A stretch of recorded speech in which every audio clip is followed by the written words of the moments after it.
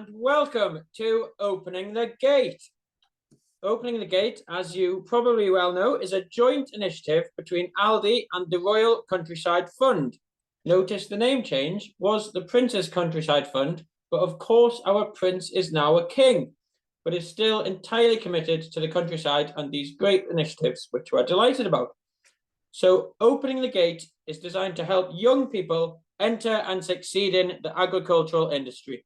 It's a series of webinars just like this, with the first three exploring the themes of training, development, and establishing networks. This is our third session, aimed at those with a few years' experience in the industry. But don't worry if you missed the first two, because they've all been recorded and they're all online on the RCF website, as well as you all have access to a huge online bank of resources that can be accessed by anyone, anytime, for free. So tell all your friends too, if they can't make it here tonight, there is so much still available for you all. Now, the idea of tonight is to raise awareness of the importance of professional development within the industry, the range of professional development opportunities available, and highlight some farmers who've had success in networking online to grow their agricultural contact lists, broaden their knowledge, and access new experiences. I'm your chair tonight. My name's Ed Dungate. I'm an arable farmer from Northumberland. I really should be out sowing some winter wheat now, but it's rained so much in Northumberland, we just can't get on, which is a huge problem at the minute, but we won't worry about that tonight. I went to Harper Adams and did a degree in agriculture with crop management way back in 2014, which I had a great placement year away in Wiltshire, which was a great experience. Since coming home in 2014, I really threw myself into my local Young Farmers Club, and I've gone on to be county chairman and national chairman recently, which has been the most challenging and phenomenal experience over the last 2 years, visiting farmers and non-farmers all across England and Wales, to all sorts of fabulous places across these isles. One in particular that I really love visiting was Ceredigion, which you'll hear Anna's from later. One of the most stunning and beautiful farming landscapes I'd seen. But anyway, enough about me. Although if you are under 28, I would thoroughly encourage you to join your local Young Farmers Club and get stuck in, because it's not just a break from the day job and a chance to relax and enjoy yourself. You will meet so many young people in the farming industry, which will help you with your careers as well. We have 4 brilliant speakers for you tonight. We have Tess Howe, Anna Bowen, Becca and Lizzie. Your questions are welcome throughout, so please put them to our speakers via the questions box, and we'll get through as many as we can. If we don't have time, don't worry, they may well get back to you afterwards with some answers. We also have a couple of polls, one at the start and one at the end, so hopefully if you can answer that first one now, it should have come up on your screen. And we shall crack on with our first guest. So I'll welcome Tess Howe, who is from TIA, that's the Institute of Agriculture and Horticulture. If you haven't heard of it yet, that's probably because it's quite new. Tess has worked in the industry for more than 20 years. She got a degree in ag from Newcastle. Her first role was a trainee manager at a large bacon processor, then worked with the Humane Slaughter Association, improving the welfare of farm animals during transport and slaughter. Then worked for BPEX, which later became AHDB Pork, where she played a role in the development and delivery of the National Pork Training Strategy. Then progressed in the AHDB, led the pivotal Skills Task Force, which has led to the formation of TIA and her current role. So I now welcome Tess. Thank you very much, Ed. I'm going to share my screen.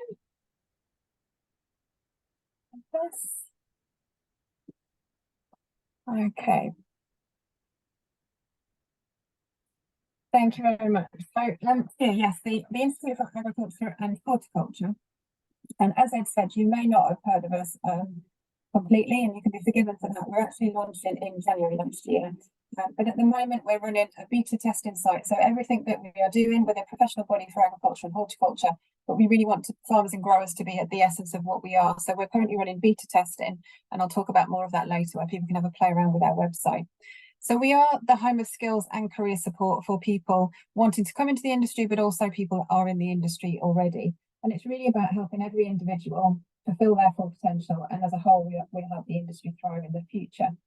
So for those that work in the industry or who own a business in the industry, it's about that tailored advice and practical tools to really help you cut through quite a lot of known barriers to get access to the training that you need, and they'll develop you forward and really get you on that lifelong learning journey, which is so important for our sector as we evolve so quickly. And for those that want to come into farming, which we all know is a really big thing, it's about getting that right advice, that support, and know which is the right training to get you onto a rewarding career. So how will we support you? In lots of different ways, essentially, but we're looking at information and support. So labour market information, what does the industry currently look like? What will it look like in the future? What skills do we need to make sure that we can really make the most of the innovation, the research, the science that's ongoing at the moment, and how we can really drive the efficiencies in the industry. So it's really about how we can grow the industry and with the right skills and be really proactive in that, attract the right people with the right skills. But it's also about supporting you find that training that you need, whether that's career information, technical, HR. So there's lots of toolkits and templates as we develop our offer for you. On the career side of things, we've already done quite a bit of research, which sadly reinforced what a lot of us know in the industry about the outside perception really matching the reality that we live and breathe every day. So we've actually combined with lots of different organisations that are doing careers initiatives to bring in an industry careers action plan and look at how actually if we're all collaborating together, we might have a lot more impact on influencing those people that aren't necessarily thinking about careers, and actually showing them those profiles and the potential pathways. And we all know the pathways are immense in agriculture and the different routes people can take. So it's really about trying to reach that audience that's outside farming and growing. And I know that's something that Lizzie and Becca will be talking about later on as well. So hopefully bringing it all together. And then the crux of what we do, lifelong learning, helping people really be the best they can. So we base all of that on what's known as a capability framework. And that really helps people in different roles identify the skills, the knowledge, the behaviour that makes you a good operator, manager, supervisor. And that helps people see what skills they've got, and it also identifies any gaps, and that will help them signpost on to relevant training. We have essential skills, which is really health and safety, biosecurity, animal health and welfare. We'll talk about those later. But it's just about helping people get that base understanding when they come into the industry, that they understand all the things that are going on, because farming, as we know, is vast in all the different areas we have to learn. We've also got what we call curated learning pathways. So when we've been doing this testing, lots of farmers say, we just need a Google for farmers. So actually these pathways bring all the different training into one place for you, and then you can work through it in one place rather than trying to search the internet for 101 different sources. And hopefully there's a little bit of robustness in the information that's on our site, so you know you can trust what you find through the platform. We're also looking at apprenticeship development and review. And that capability framework also comes in really handy when we're looking at curriculum development, when we're looking at apprenticeship development, because that framework has been designed by the industry. So it means that we can confidently go to those curriculum developers or the apprenticeship developers and say, this is what the industry really need right now. So looking through, I was asked to give you a little tour of the website, and despite living on the edge of London, my internet is not great, so I'm not going to trust it. I'm going to give you some screenshots, but you'll see at the end, you can all are welcome to sign up to the system and have a play with it and have a real look around yourself. So you log into our website, and really important down in the bottom corner, we want your feedback. I can't emphasize enough how really important it is for farms and growers like yourselves to really tell us what you're liking in the system, what you're not liking, what you want to see more of, so we can really build it around your needs. From the first page, there's lots of different areas to go on onto the key website. There's a learning hub, which is a learning management system, the next generation as well, which it knows who you are, where you've come from, so it's a lot more innovative and intuitive in giving you the right information. There's careers information on there. There's the signposting and the development opportunities. There's also our membership pages, which will open in January. And then we're bringing together different news and opinion pieces. Skills has been in the news a lot recently. There's 4 or 5 reports have come out about the need for a more structured approach to agricultural skills, and probably around that leadership and management as well. So there's lots of, especially the independent labour review that's just come out, all mentioning how skills are so important to the future of this sector. And there's also a little bit about policy as well. So if we were to click onto the career side, what you see here is a website, and this is just a small screenshot of it, but it means people can go on here, they can put the type of things they want to do with their career, and that will filter down the job opportunities for them. Or you can look at the different sector, or for instance, here I've used a manager filter and it'll just bring out those management roles. When you click on one of those role profiles, you'll then get to find an awful lot more information about that role, what it means, the responsibilities you have, the personal qualities, the salary that you might get, which incidentally is a huge range when you look across the industry. We're trying to be really accurate, but we can have thousands of pounds discrepancy when you look at different jobs. So, and actually some really strong salaries as well, which I think a lot of people miss when they're looking at careers, and they just think it's one job in the industry.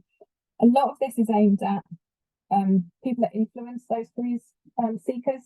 So we know parents, grandparents, careers professionals all have a really strong input on what a young person would be thinking of when they look at their career. So hopefully by putting these facts out there, we can start to break some of those myths and that perception.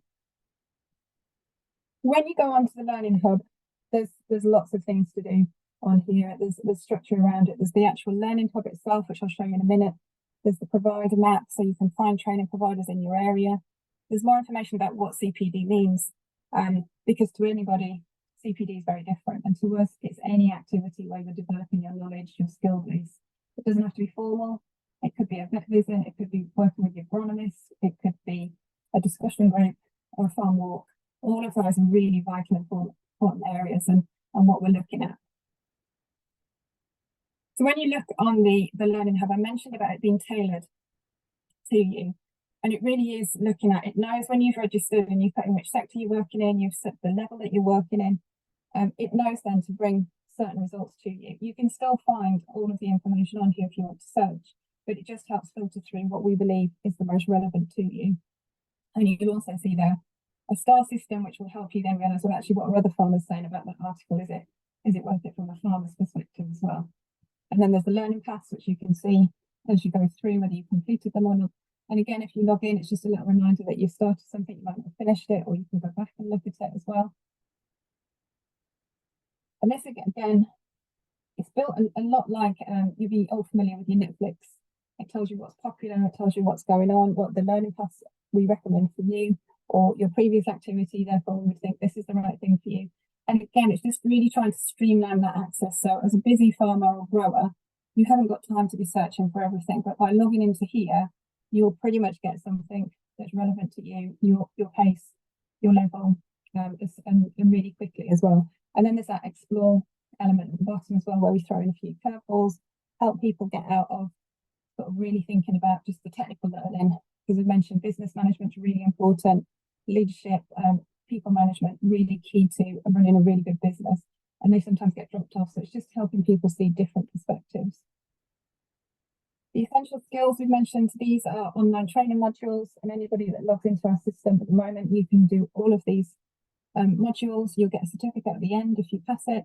And what it does, it actually monitors you as you go through, so it knows that you are actually reading the information. There's little mini quizzes in there, so it's checking that you're understanding it. And then actually that certificate could then be used in the future if you move places, or you can download it way forward. So it's just helping people get to that baseline level of health and safety, and health and welfare, biosecurity, and staff retention is a big area that people have been coming to us and asking for support with. So I mentioned the training map here. We are building this over time, and we're more than happy for feedback. If there's trainers on there that you're not so keen on, or if there's trainers that you use and you don't see, then please do let us know. But the idea being, if you identify a skills gap, you can find the skills need, and then that can point you to the training provider as well, which hopefully will just help you access that training in a lot more simpler way. Just to round it up a little bit, it's looking at that CPD activity. Lots of you working in the industry will already probably have to produce training records in some shape or format. And for your assurance schemes, for supply chains, this actually helps you record all of that in one place. So when you're using the online platform to read articles, to watch videos, to do the essential skills, all of that is getting recorded in the background and building a really good profile for you. but then you can also add in all your external training as well. So you can upload that. We hope and ultimately we'll be able to link systems together so you're not double uploading things. But at the moment you can load your certificates and you can see it all in one place. You can see if you're completed things. You'll also be able to see if things are running out as well, so you can get reminded for your health and safety or your first aid or any of the certificates that might have an expiry date on them. And again, this is something that you can transfer, you can use if you're applying for another job. You can show that this is all your information, so you can print it off as a record, but it just means everything's in one place. We know from speaking with farmers and growers that can be quite difficult when you've got an inspection looming to get all of that together. And again, uploading your certificates, all of your information. So again, it's just in one place. But really this is about bringing everything together and helping you as the farmer and grower get to that learning that you need as quickly as possible. That's two buttons, sorry. This QR code, and I'm sure we can send a link after as well, but this QR code will take you to the registration page. You can sign up until the beginning of November and have a play around with the system. You could do those essential skills, download your certificates. But if you do then become a member, all of that record will be kept through and taken across for you. So Ed, that's it in a nutshell. Have I missed anything? No, that's brilliant, Tess. I knew a little bit about TIA and I knew it was going to be pretty useful for the industry. That looks absolutely fantastic. So I shall be checking that out very soon. So I'd urge all of you, once you've used up and found out all you can from the Royal Countryside Fund website, get on TIA. So yeah, thank you so much, Tess. We'll be back for some questions in a bit. I'd just like to highlight that there are a huge number of leadership and development programs that people can participate in within agriculture, such as NFU Next Generation, McDonald's Progressive Young Farmers, Agri Academy, the Worshipful Company of Farmers Challenge of Rural Leadership Program, Cultivating Leaders, and so many others. And whilst a lot of these are free to participate in, some of them will have a fee, but there is sponsorship available to participate in loads of schemes like this. It can be sought from many sources, like local and regional shows, grassland societies, national organisations such as the Henry Plum Foundation. One example, I was lucky enough to get a scholarship from Northumberland County Show many years ago when I was first applying for courses. So ask around and search. There are loads of funding opportunities for you to take advantage of. So next up, we have Anna Bowen, who is a Nuffield scholar.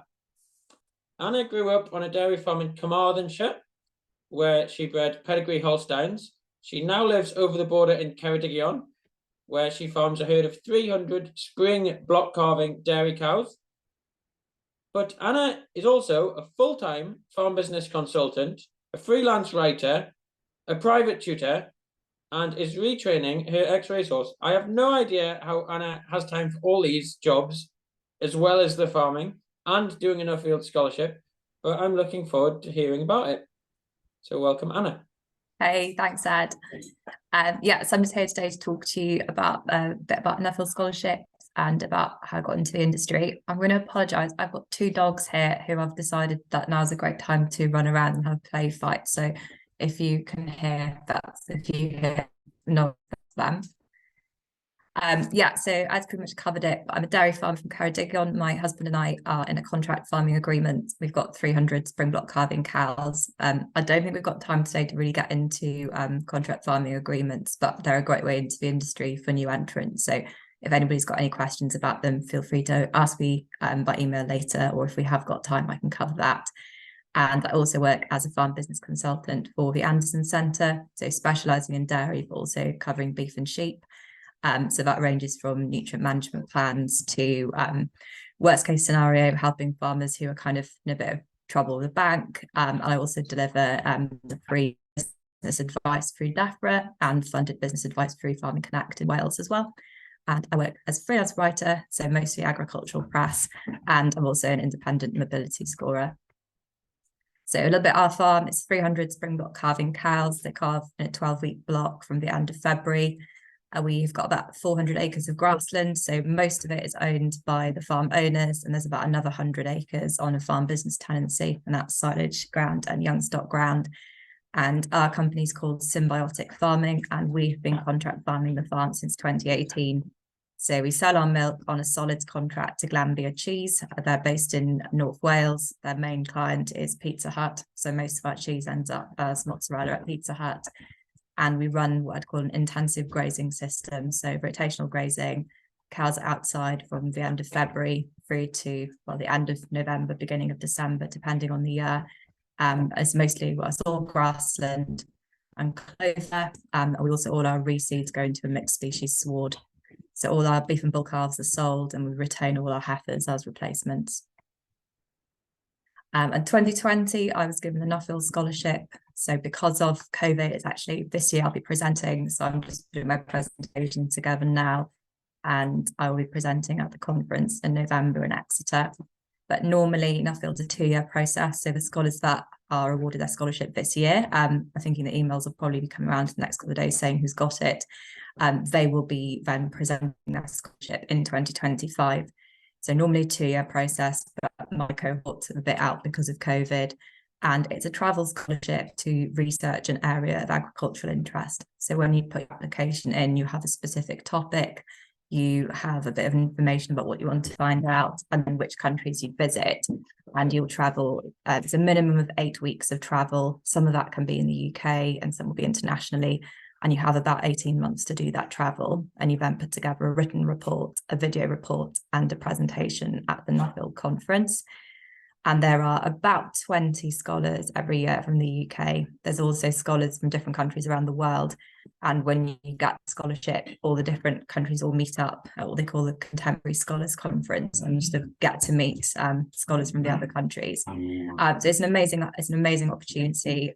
As a scholar, you have a specific company or individual who sponsors you, and depending on the sponsor, you might be kind of meet up with them in person, or you might just be sending them updates by email. So my sponsor is the Elizabeth Creek Charitable Trust. And then, yes, applications wise, the applications run every year. It's an online form, and there's now a video application to upload like a short video as well. That goes online by the end of July. If you're successful, that you then have a mock interview and some feedback, and then the interviews are in October. So the interviews were this week. They sent the letters out to the applicants on Wednesday night. So Nuffield haven't announced the scholars of this year yet, but the people who've got them know. They've all had their letters. So once you have the interview, it's all very quick. It's a 20-minute interview, so it's pretty intense. So my Nuffield, I'm a 2021 scholar because I was given scholarship in October 2020, which obviously makes perfect sense. And my topic, my title then of my report is Cow-Calf Contact, Dairy's Ethical Future, ? I started off quite broad, but my written report then is kind of narrowed down a little bit. So I did look at options for dairy beef, and then I looked at social and licensed lessons the dairy industry can learn from horse racing. But the main kind of output of it really has been cow-calf contact, and whether that is feasible for commercial dairy farms in the UK. So it was amazing. I went to, I think it was 11 countries on five different continents. I travelled for 8 weeks. I've got the list of the countries there. Did most of it by myself, and did a week in New Zealand with an Australian scholar. Yeah, my report is on the Nuffield website. They've actually got a database on the Nuffield website of every report that's been published from scholars all across the world. So if there's an area of agriculture that you're particularly interested in, you can actually search the topic or search the author on that database, and it will pull up any relevant reports. So it's quite a good way to go and learn about a topic, is to see if there's something there. And if you're thinking of applying for a Nuffield and you've got something you want to research, I would really advise you to go and put some keywords into that search, and just to see what's been done on the subject before, because that can help shape what you end up looking at. So sorry, I've just gone through the slideshow too fast. Yeah, so my kind of top tips for careers in agriculture. So firstly, is really to look to work for progressive employers. You want to work for somebody who's going to invest in you, and really give you those opportunities. Somebody who's keen to help you get better at your job and progress, not necessarily, and that might mean that you leave their employment because you're looking for another opportunity, but they're prepared to sort of financially and culturally invest in you. So that could be paying for some of the courses I was speaking about.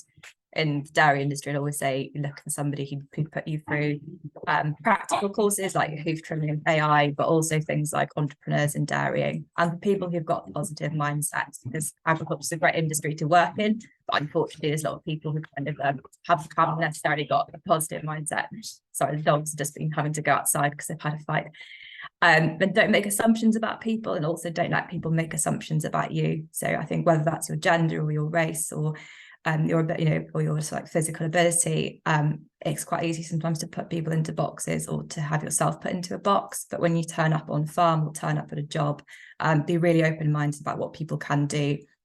The land ownership is not essential. We can get quite caught up in the idea that you need to own land to be a farmer. Certainly the path that I've taken in contract farming means that all we own actually is the machinery and a couple of cows, and the farm owners own everything else. Get the basics right. So on farming, I always say, like dairy farming, I always say it's things like your soil health, your calf colostrum, and your management accounts. And if you've got them right, most other things will follow.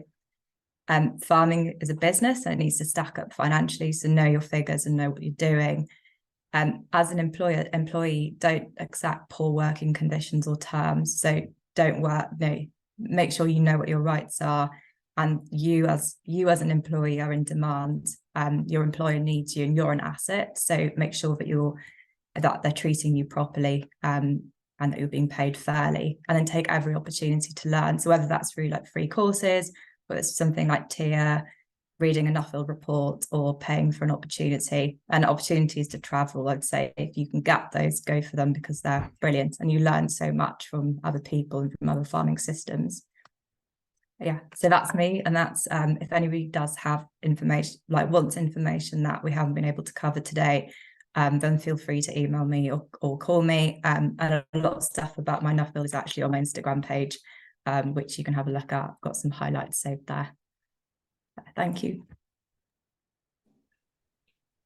Brilliant. Thank you, Anna. I really like that point, and I'll reiterate it, that don't accept poor working conditions, because we are in the agricultural industry is absolutely fantastic to work in, and there's so many great opportunities. Not every employer and boss is going to embrace that. So don't let one or two people put you off. Take Anna's lesson in hand. Just back to you, Anna, there. How have you find how hard has your Nuffield scholarship been? I think a lot of us, we do a lot of academic work at school and maybe at university, and then we're kind of glad to leave that side of things behind and get outside and get on with farming. And it's I'm always wondering how easy it is to go back into a sort of academic studying role. Yeah, so Nuffield, I think the first thing we would say is that Nuffield's it's not an academic, it's not a qualification, and you don't need any academic skills. You don't need any formal qualifications to do it. So it is really about what you learn and how you do it. Obviously, you do have to write a report at the end of it. It's 5,000 words, but you do get support with that. So if you're not that, if you haven't written an essay or report in a long time, or if that wasn't something that you particularly enjoyed, there is a professional editor that looks over it, so you don't need to worry about your grammar or your sentence structure, because that's covered. The hardest thing is probably actually to find that you're fitting it in, because 8 weeks of travel, the Contemporary Scholars Conference, your other commitments with it are quite demanding, and there's a lot of time planning because you're looking at places to travel and people to meet, and you're kind of organising things. But it's brilliant. It's completely different to school or to university, and you're kind of pushing it forward yourself, and you have got a lot of support. So I'd say if it's something you're interested in doing, do it. I think we always find time for things that matter, and a lot of people will say, I haven't got time to do enough field, but if you want to do it, you'll find time. But yeah, don't let the fact that you didn't like writing essays at school or university, or even if you didn't go to university, or you left school and you hated it, don't let that put you off, because that it shouldn't do. Very good, thanks. If one wanted to go for Nuffield, is there people out there to help you apply? Yeah, definitely. So once you start the online application, I think Charlotte will be in touch with you. So there are regional Nuffield groups. So there's Nuffield Cymru in Wales, and then there are different regional groups in England, Scotland, and Northern Ireland. And they're quite a good place to start. So they can help you with your application, like reading it, helping with your photos. And they're also the people who will do your mock interviews if you do get through to the final interview. So there's lots of support all along the way. And kind of like current and past Nuffield scholars are usually quite happy to help you as well if you are interested. So yeah, there's lots. It's a very kind of, the application process is very supportive. Very good. It did sound a bit intense that like the interview process. So I guess some people don't get on, but would you say have another go, or? Yeah, so there's obviously like all the people who apply, and then there's a certain number interviewed, and then there's normally about 20 that get scholarship. I think this year they're actually doing more because they've got more funding. But yeah, I'd say definitely if you are unsuccessful, reapply. So I didn't get scholarship the first time. I didn't get an interview the first time, but they will give you really good feedback. So I'd say if you are unsuccessful, look at your feedback. And depending on your individual circumstances, it might be something that you think you can, rectify and you can go again the next year, or you might want to leave it and try again later on. The only thing I'd say on that is that Nuffield, you need to be, I think it's 3 years out of education, but there's also an upper age limit of 45. So if you're 44, you're not going to be able to leave it for 10 years, but if you're 30, you will be. Yeah, so one question is, could you use a Nuffield as part of a gap year or placement year? But I'm guessing it wouldn't quite fit into that category. So it is very much like you need to be a couple of years out of university, and it is for something that's you've slightly more established in your career. So I think the youngest person who's done a Nuffield was my mentor, and she was 24. But it's a 2-year kind of process, and you can't use it as part of a degree or a PhD. Yeah, and you wouldn't. I would say it's far too much to do in a gap year. I'm not saying that you can't. If you are 19, so you're 3 years out of school and you're absolutely brilliant and you want to do it and then go to university afterwards, then have a go. But it's not something to kind of shoehorn in between school and university, because it's quite a big thing to do. Brilliant, thank you. We'll go back to Tess. Can you tell me, how do I sign up to TIA? Yep, so right now, either the QR code or we can send the link around. So if you go on tia.org and you can register, it's about the third one that there's a carousel and there's an option to register, and that is completely free of charge currently. That's open till early November, and then we're having a little bit of a closed period. If you already signed up, you can carry on using the system. We just won't be taking new people in December as we get ready for launch, and then we will be launching early January, and then it'll be a very similar sign-up process again. And for the people that are new into the industry, will be monthly if you've only just joined. Okay. Another question that's come in. If you have a job role in mind, will TIA review my CV and offer advice on any skills gaps or training? It's probably not a service we're going to promote for people, but I'm more than happy to do 1 or 2 from this webinar. So yeah,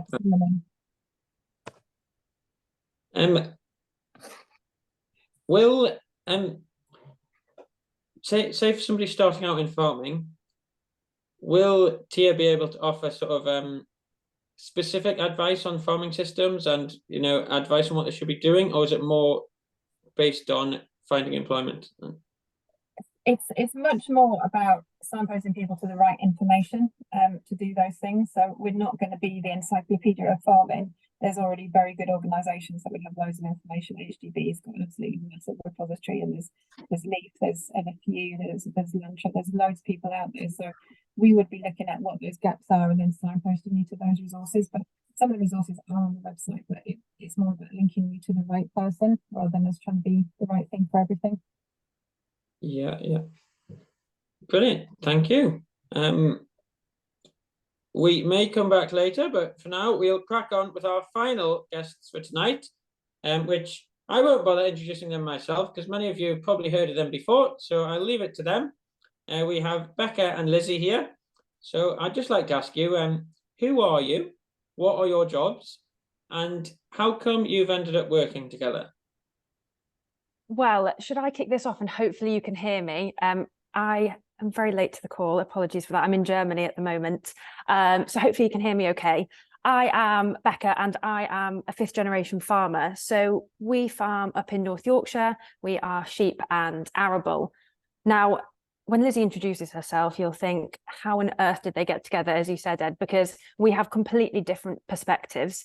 But that's kind of the whole story, which I'm sure we'll get into a bit later down the line. But I guess for the purposes of tonight, it's probably quite interesting to go, or maybe it's not interesting, I hope it's interesting, to go back to what I did before coming to the farm. I actually studied for my undergraduate in human, social and political sciences. So if you're all there thinking that's not related to farming, you'd be absolutely right. But I did end up doing a master's at the Royal Agricultural University, and that really got me back into farming, into agriculture, and also, for me, really importantly, met other people who would probably be going on to work in the industry as well. And I think we talk a lot about contacts and, networking, and sometimes you think, oh my gosh, what an overdone phrase. But it has been really, really vital for me to meet those people at uni, and whether that's at college, whether that's at Young Farmers, whatever organisation it is, those people will probably become very useful. They'll probably become friends later in life. So after that, finished my master's, and I worked as a rural surveyor specialising in utilities. So again, not farming enough for me really. And then my job before coming back to the farm was working as a project manager in a poultry equipment supplier, where I met Lizzie, and that's where it all started. So I'll pass over to you, Lizzie. That was a good introduction. So I am the absolute opposite of Becca. So I grew up in Middlesbrough, so townie through and through. I had nothing to do with farming. And when I say nothing, I mean, I grew up wanting to go to the farm when I could get out of the town. And, my mum said the first time I went on a farm, all I wanted to do was be there. But for me, farming was always pitched as inaccessible, because this stereotype of what it means to be a farmer very much existed, whether it was in children's books or whether it was in the media. It was very much an old man with his flat cap in the field with a sheepdog. And don't get me wrong, being in the industry, I've realised, yes, there are some people who fit that mould, but actually it's so much more diverse than that.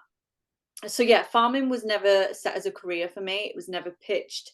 And I guess I followed my other roots, which I absolutely loved, which is creativity.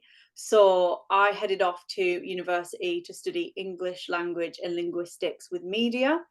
And then I did an MA in design. So very much creative at heart, nothing to do with farming. And after that, I fell into a role at a poultry equipment supply company doing marketing. And hand on heart, I said to myself, I'm going to be there for a year. I'm going to get some experience out of uni, and I'm going to go off and do whatever I really want to do. And I just fell in love with it, because there were so many diverse people, diverse roles. And I thought, oh my goodness, it's not the stereotype that I thought it was. But why is there a barrier there? Why is there a gap? How can we bridge that? And I guess those conversations very much led onto Becca and me. But just kind of going to my role, what I am now, I work as head of commercial content at AgriConnect. So they're on the likes of Farmers Guardian, Llama, Farm Biz Innovation Show, etc., etc. So very much utilising my creative roots with my love for farming and combining them and showcasing that actually a career doesn't have to be just in the field, it can be in the office too. So speaking of the office, Becca, how did we meet? What happened? How did we become friends? Well, luckily nobody from our old job is watching because it was over tea breaks. A few. A few. But what we found is that we really had lots of questions for each other.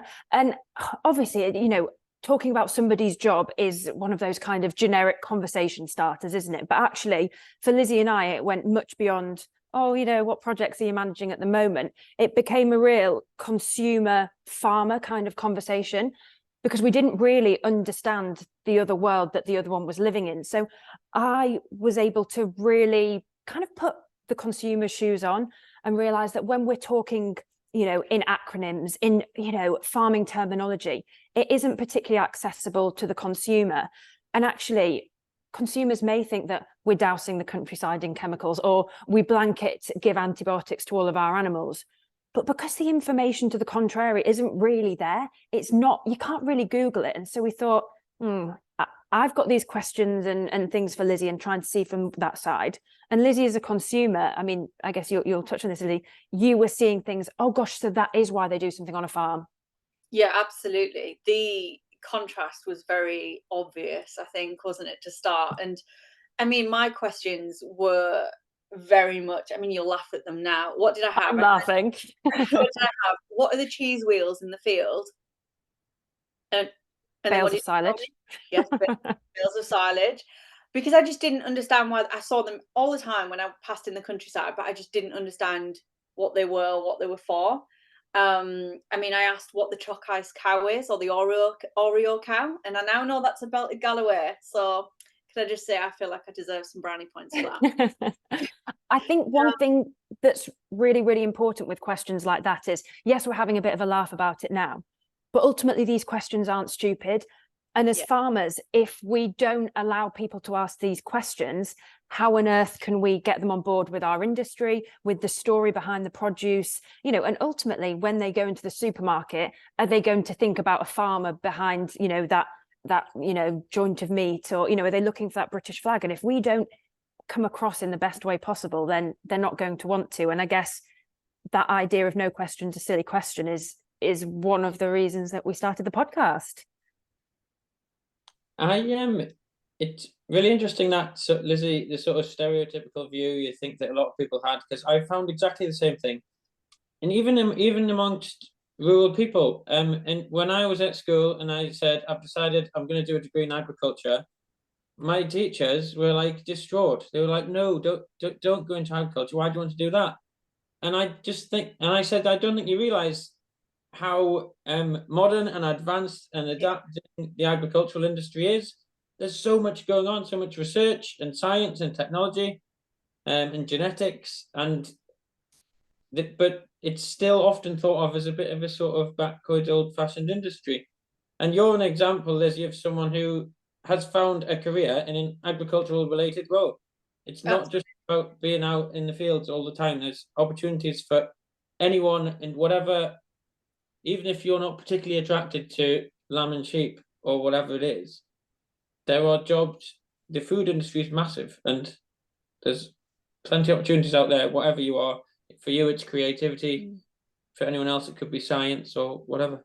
I'll just touch on that with where I'm actually over here in Germany with the AHDB at the moment, and at Anuga, which is a massive food and drink kind of trade show. It's unbelievable.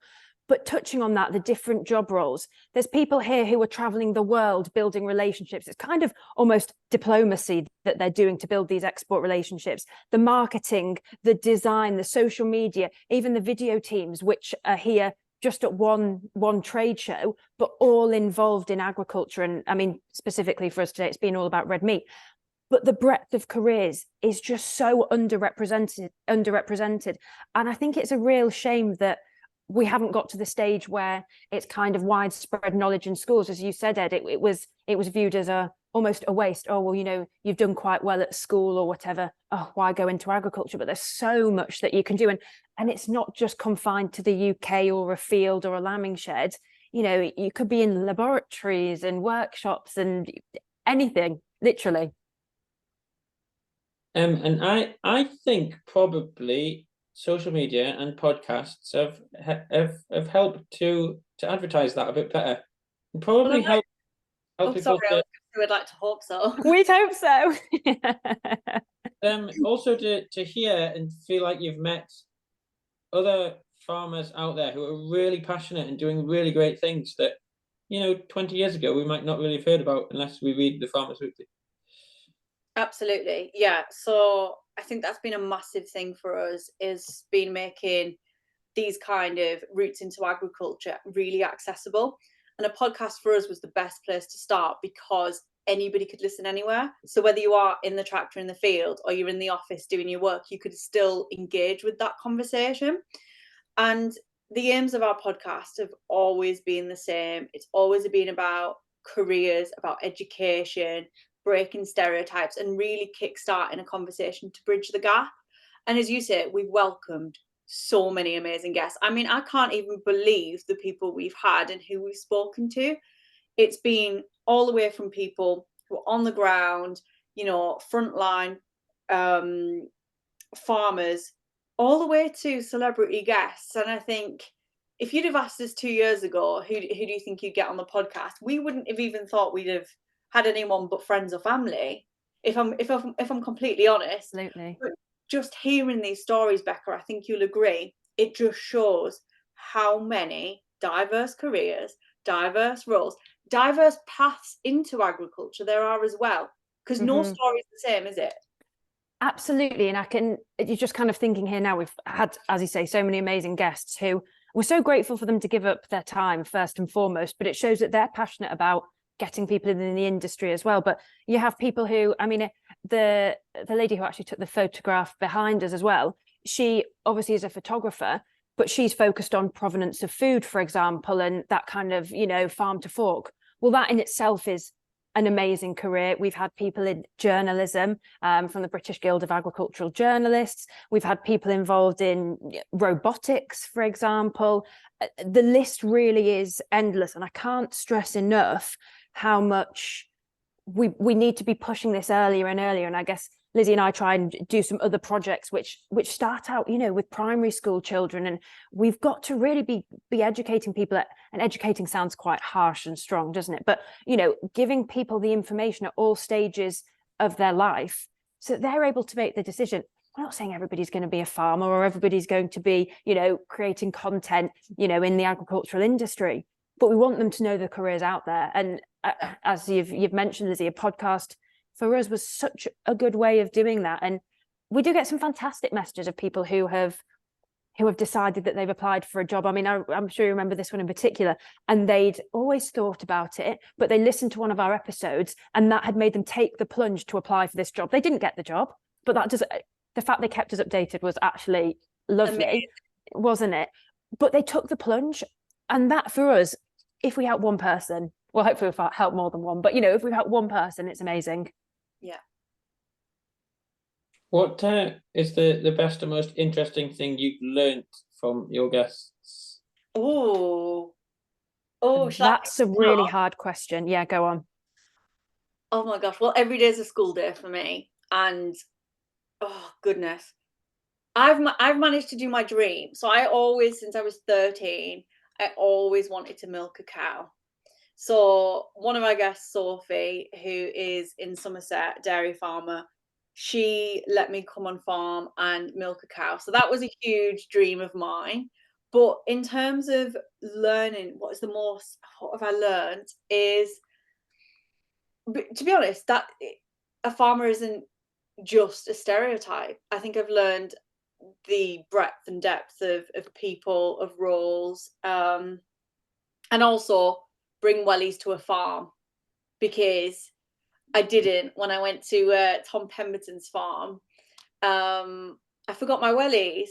I was wearing a skirt, and that was my fault though that you were wearing a skirt. It was, yeah, but I bedded up the cattle still. So yeah, top tip: make sure you wear wellies to a farm. What, Lizzie? I guess in your sort of job role, you could do a similar sort of job in various other industries. What have you found you like about working with agriculture or agricultural people? Or oh, that's a great question. Well, I'm a real foodie, so that always started, an interest. We all need to eat.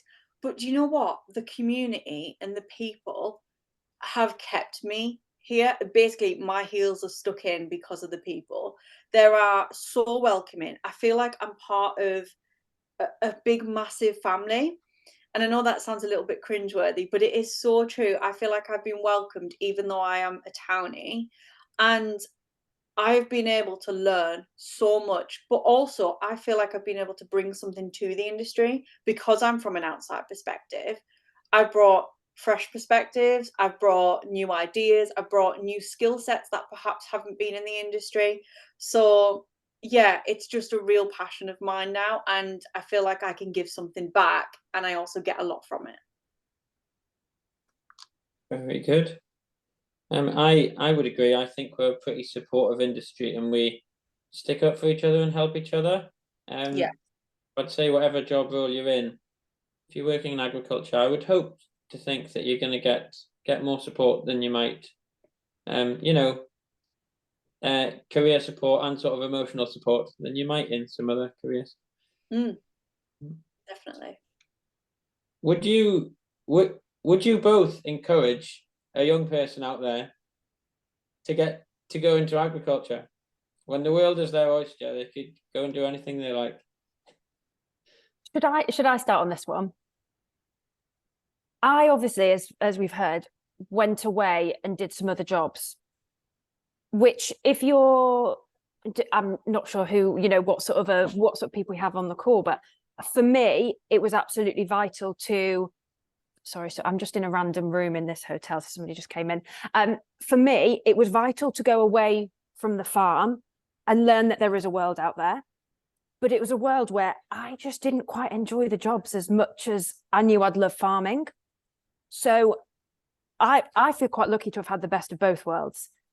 If you are maybe you've had the rest of the world, you've seen that, why should you get into agriculture? Probably drawing on what Lizzie said, if you've got a skill set, you can probably apply it to tens of different areas of agriculture.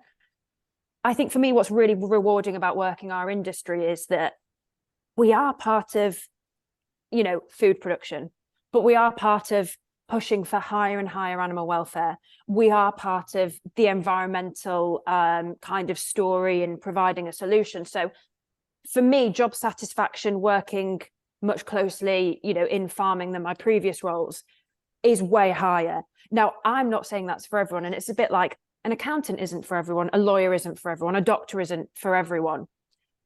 But give it a go. It's a bit different being a doctor because you do have to have committed, 5 years at uni or whatever. But there's so many jobs in agriculture where you can come in with no prior experience. So it is worth just dipping your toe in, try and get work experience. Is it an apprenticeship? Is it just going down to your local farm on a weekend and saying, I'm really keen to learn? And actually, we give farmers a bit of a bad rep and some of them are grumpy. But a lot of farmers are so keen to see that enthusiasm that we'll try and give you the opportunity, if we can, to have a go. Absolutely. Fantastic. Thanks, girls. And do you want to give a little plug for the podcast while you're on?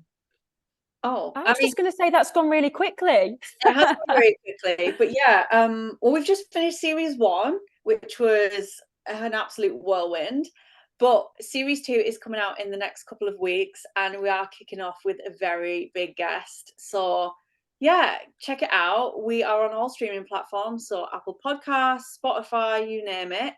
And you can follow us on social media at becca.and.lizzie. And actually, I'll just add to that. Recently, we've just put out a post asking for listener guests. Now, we've never really done this before, but we thought, what better way to do an episode than actually speaking to somebody who listened to the podcast. So if that's you, if you've got an interesting story or someone who has, or if there's just in general a topic which you think would be really good for us to cover from our 2 different perspectives, we are always open to ideas. 100%.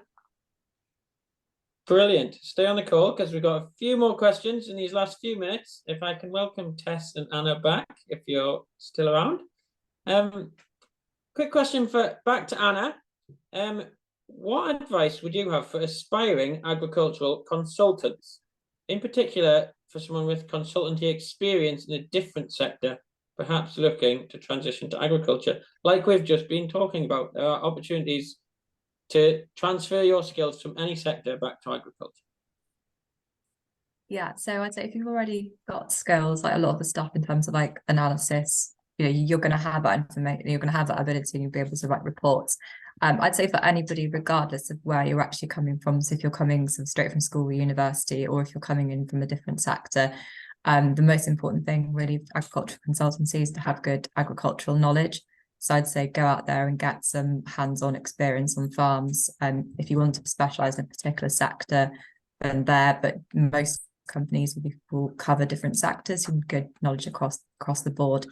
So go out there and get some work experience, I say, is the first case. And then if you do go into agricultural consultancy, you know, I can only speak for the companies that I've worked for, but you'll get training in what to do. So the fact that you can't hit the ground running and put together a farm business plan on day one shouldn't be a problem.